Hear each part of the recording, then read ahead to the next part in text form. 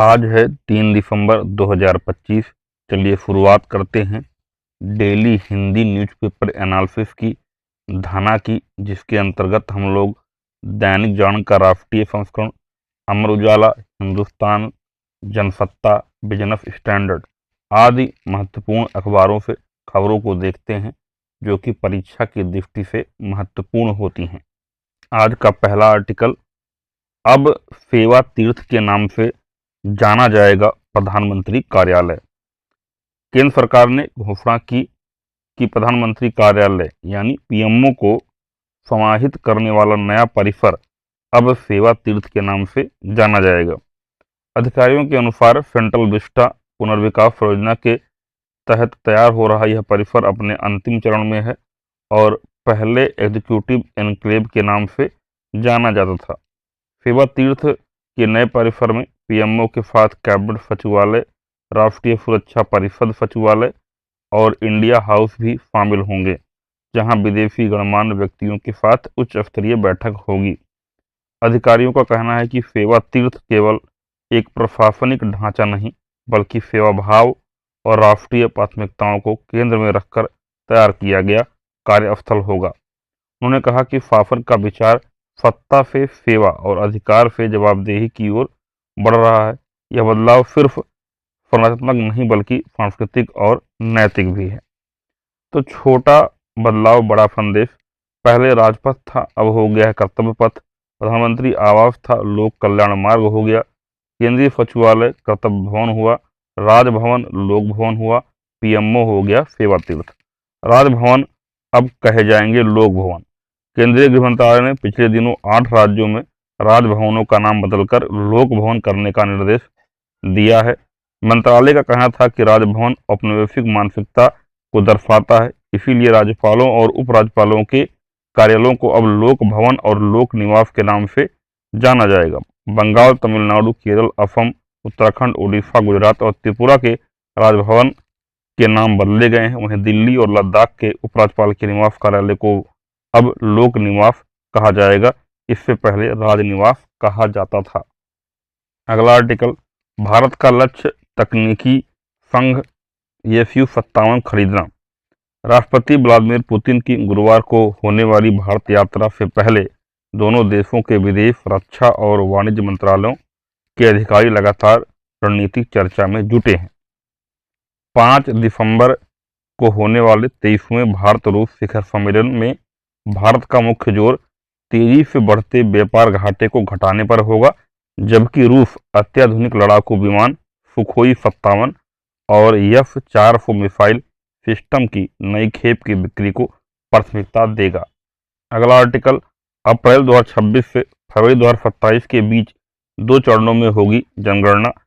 सरकार ने संसद में बताया, मोबाइल ऐप के जरिए डाटा फीड किया जाएगा, जातिवार गणना भी होगी, ऑनलाइन खुद भर सकेंगे अपना गणना फॉर्म।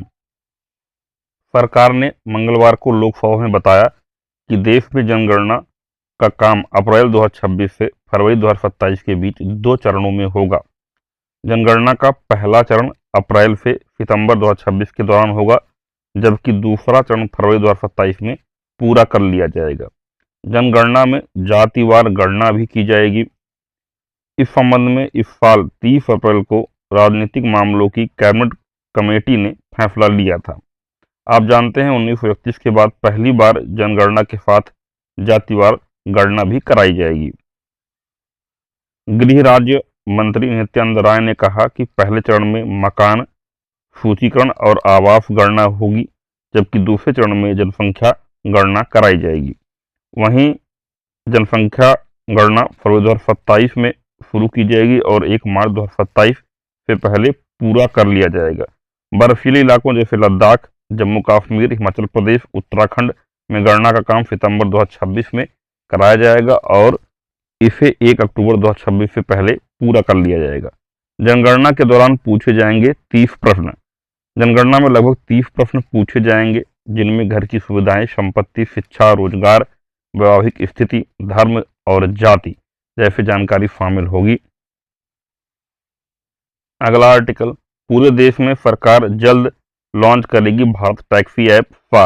दिल्ली में भारत टैक्सी की पायलट प्रोजेक्ट सेवा शुरू।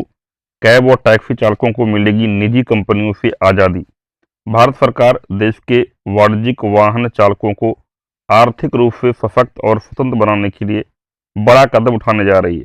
सहकारिता मंत्री अमित शाह ने लोकसभा में सरकार ride hailing mobility app Bharat taxi की लॉन्चिंग की जानकारी दी। अमित शाह ने बताया कि इस ऐप का उद्देश्य देश के कैब व टैक्सी ड्राइवरों को निजी कंपनियों पर निर्भरता से मुक्ति कराना है, साथ ही कमीशन पर भी रोक लगानी है। वहीं दिल्ली में मंगलवार से भारत टैक्सी का पायलट प्रोजेक्ट सेवा शुरू कर दी गई है, जबकि गुजरात में ड्राइवरों के पंजीकरण का काम जारी है। इस सेवा में कार, ऑटो और बाइक शामिल हैं। अमित शाह ने लोकसभा में कहा कि भारत टैक्सी ऐप दिसंबर से पूरे देश में शुरू होने की उम्मीद है, जो पंजीकृत सहकार टैक्सी कोऑपरेटिव लिमिटेड की ओर से संचालित की जाएगी।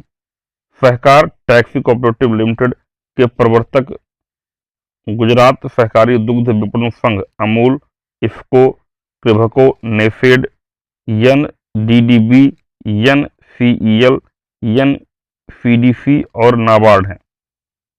अगला आर्टिकल, राष्ट्रीय सांख्यिकी आयोग को वैधानिक अधिकार देने की सिफारिश। संसद की एक समिति ने मंगलवार को वैधानिक अधिकार के साथ एक मजबूत स्वतंत्र राष्ट्रीय सांख्यिकी आयोग की जरूरत पर जोर दिया है। वित्त संबंधी संसद की अस्थायी समिति ने कहा कि ऐसा करने से सहकारी आंकड़ों की विश्वसनीयता सुनिश्चित होगी। समिति ने सांख्यिकी एवं कार्यक्रम कार्यान्वयन मंत्रालय से संबंधित एनएफसी के कार्य निष्पादन की समीक्षा पर अपनी 27वीं रिपोर्ट मंगलवार को संसद में पेश की। प्रेम कुमार 18वीं बिहार विधानसभा के निर्विरोध अध्यक्ष निर्वाचित। नीतीश तेजस्वी ने नए अध्यक्ष को आसन पर बिठाया। 5 वर्ष में बदले 3 विधानसभा अध्यक्ष।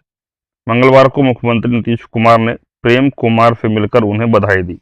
भाजपा के वरिष्ठ नेता और 9 बार के विधायक डॉक्टर प्रेम कुमार 18वीं बिहार विधानसभा का निर्विरोध अध्यक्ष चुन लिए गए हैं। अध्यक्ष पद के लिए किसी और का नामांकन नहीं होने से प्रेम कुमार की राह आसान रही। 19वें अध्यक्ष हैं डॉक्टर प्रेम कुमार। बिहार विधानसभा के इतिहास में डॉक्टर प्रेम कुमार 19वें अध्यक्ष हैं। नवंबर 2020 से नवंबर 2025 के बीच पिछले 5 वर्षों में सदन में 3 बार विधानसभा अध्यक्ष बदले। इस बीच भाजपा के विजय कुमार सिन्हा, राजद के अवध बिहारी चौधरी और भाजपा के नंद किशोर यादव विधानसभा अध्यक्ष रहे हैं, मगर इन तीनों में कोई भी 2 वर्ष का कार्यकाल पूरा नहीं कर पाया। विजय कुमार सिन्हा 1 वर्ष 272 दिन, अवध बिहारी चौधरी 1 वर्ष 170 दिन और नंद किशोर यादव 1 वर्ष 287 दिनों तक विधानसभा अध्यक्ष की कुर्सी पर रहे। अगला आर्टिकल, पूर्वी चंपारण में सीता कुंड की खुदाई में मिला शिवलिंग। बिहार में पूर्वी चंपारण जिले के चकिया प्रखंड स्थित पौराणिक स्थल सीता कुंड धाम परिसर में खुदाई के दौरान मंगलवार को प्राचीन शिवलिंग मिला है। विदित हो कि 13 करोड़ 10 लाख रुपए की लागत से पर्यटन विभाग की ओर से इसे विकसित करने का काम चल रहा है। इसी क्रम में कैफेटेरिया निर्माण के लिए खुदाई के दौरान शिवलिंग दिखा, उसे धाम परिसर स्थित कुंड के समीप सुरक्षित रख दिया गया है। अगला आर्टिकल, भारतीय नौसेना को जल्द मिलेगी तीसरी परमाणु पनडुब्बी आईएनएस अरिदमन। नौसेना प्रमुख बोले, समुद्री परीक्षणों का दौर 6 स्टेल्थ पनडुब्बियां 70,000 करोड़ में आएंगी। एडमिरल त्रिपाठी ने कहा, ऑपरेशन सिंदूर में पाक नौसेना को मकरान तट पर ही रोके रखा। नौसेना प्रमुख एडमिरल दिनेश त्रिपाठी ने बताया कि भारत की तीसरी स्वदेशी निर्मित न्यूक्लियर बैलिस्टिक पनडुब्बी आईएनएस अरिदमन को बहुत जल्द सेवा में शामिल किया जाएगा। फिलहाल एक उन्नत अरिहंत क्लास पनडुब्बी आईएनएस अरिदमन परीक्षण के अंतिम चरण में है। नई दिल्ली में मंगलवार को आयोजित वार्षिक संवाददाता सम्मेलन को संबोधित करते हुए नौसेना प्रमुख एडमिरल दिनेश त्रिपाठी ने यह बात कही। अगला आर्टिकल, तीर्थ यात्रा पर दक्षिण भारत जाने वालों को मिलेगी सुविधाएं, योगी। चौथे काशी तमिल संगमम का शुभारंभ, कहा दक्षिण की तीर्थ यात्रा आयोजित करेगा पर्यटन विभाग। उत्तर दक्षिण के सांस्कृतिक संबंधों को नहीं मिटा सकती विभाजनकारी राजनीति, धर्मेंद्र प्रधान। वाराणसी के नमो घाट पर मंगलवार को काशी तमिल संगमम 4.0 के उद्घाटन के अवसर पर मुख्यमंत्री योगी आदित्यनाथ को स्मृति चिन्ह देकर स्वागत करते केंद्रीय शिक्षा मंत्री धर्मेंद्र प्रधान, साथ में तमिलनाडु के राज्यपाल आर.एन. रवि दाएं एवं केंद्रीय सूचना एवं प्रसारण मंत्री डॉक्टर एल. मुरुगन बाएं। आप तस्वीरों में इनको देख सकते हैं। अगला आर्टिकल, तुर्की और ऑस्ट्रेलिया से 4 गुना मारक क्षमता वाला ड्रोन तैयार होगा कानपुर में। आईआईटी कानपुर और टीसीएल के बीच हुआ एमओयू ओईएफ कानपुर के प्लाट में बनेगा। भारतीय सेना को अब आत्मघाती ड्रोन या drone mounted medium machine gun से लैस किया जाएगा। एमएमजी गन से लैस ड्रोन दुश्मन के इलाके में 40 मिनट तक 10 किलोमीटर के दायरे में उड़कर 1800 मीटर की दूरी में गोलियां बरसाने में सक्षम होगा। अभी तक तुर्की और ऑस्ट्रेलिया के पास ही 400 मीटर की रेंज में गोलियां बरसाने वाले ड्रोन माउंटेड गन हैं। भारत इससे 4 गुना से अधिक रेंज की ड्रोन माउंटेड एमएमजी की अनुसंधान व विकास पर कार्य कर रही है।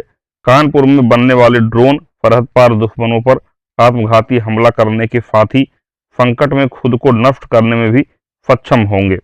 इसके लिए आईआईटी कानपुर और रक्षा मंत्रालय के डिफेंस पीएसयू ट्रम्प कन्सल्टेंट्स लिमिटेड यानी टीसीएल के बीच एमओयू हुआ है। ड्रोन निर्माण का जिम्मा आयुध उपकरण निर्माणी यानी ओईएफ कानपुर व फिरोजाबाद के हजरतपुर को सौंपा गया है। ड्रोन उत्पादन से टीसीएल को करीब 155 करोड़ रुपए का कारोबार मिलेगा। अगला आर्टिकल, सेना ने अरुणाचल के दिरांग में शुरू किया पहला कम्युनिटी रेडियो स्टेशन। सेना ने पूर्वी कमान के क्षेत्र में चीन के साथ लगते अरुणाचल प्रदेश के दिरांग में अपना पहला community radio station radio Dirang 88.4 FM अपनी मिट्टी अपनी कहानी शुरू किया है। इस रेडियो स्टेशन को पूर्वी सेना कमान के प्रमुख लेफ्टिनेंट जनरल रामचंद्र तिवारी ने आधिकारिक रूप से लॉन्च किया। कोलकाता में पूर्वी कमान मुख्यालय ने बताया कि यह कदम इस सुदूरवर्ती सीमा इलाके में संचार और सामुदायिक जुड़ाव को मजबूत करने में एक अहम मील का पत्थर है। बयान में यह भी कहा गया कि ऑपरेशन सद्भावना के तहत पूर्वी कमान के गजराज कोर द्वारा शुरू की गई यह ऐतिहासिक पहल अरुणाचल प्रदेश की सीमावर्ती समुदाय की कनेक्टिविटी बढ़ाने, सांस्कृतिक तालमेल को बढ़ावा देने और सोशियो इकोनॉमिक तरक्की में मदद करने के लिए भारतीय सेना की प्रतिबद्धता को दिखाती है। अगला आर्टिकल, पूर्व बल्लेबाज स्मिथ का निधन। इंग्लैंड के पूर्व बल्लेबाज रॉबिन स्मिथ का मंगलवार को पर्थ स्थित उनके घर पर निधन हो गया। वह 62 वर्ष के थे। स्मिथ को 80 और 90 के दशक में Curtly Ambrose, Courtney Walsh, Malcolm Marshall और पैट्रिक पटरसन जैसे वेस्टइंडीज के तेज गेंदबाजों का दिलेरी से सामना करने के लिए जाना जाता है। तो इसी के साथ आज के डेली हिंदी न्यूज़पेपर एनालिसिस समाप्त होते हैं। वीडियो देखने के लिए बहुत बहुत धन्यवाद। वीडियो को लाइक और शेयर करना मत भूलिएगा। साथ में टेलीग्राम चैनल को भी ज्वाइन करें ताकि वहां पर आप लोग जो है इसकी PDF प्राप्त कर सकें।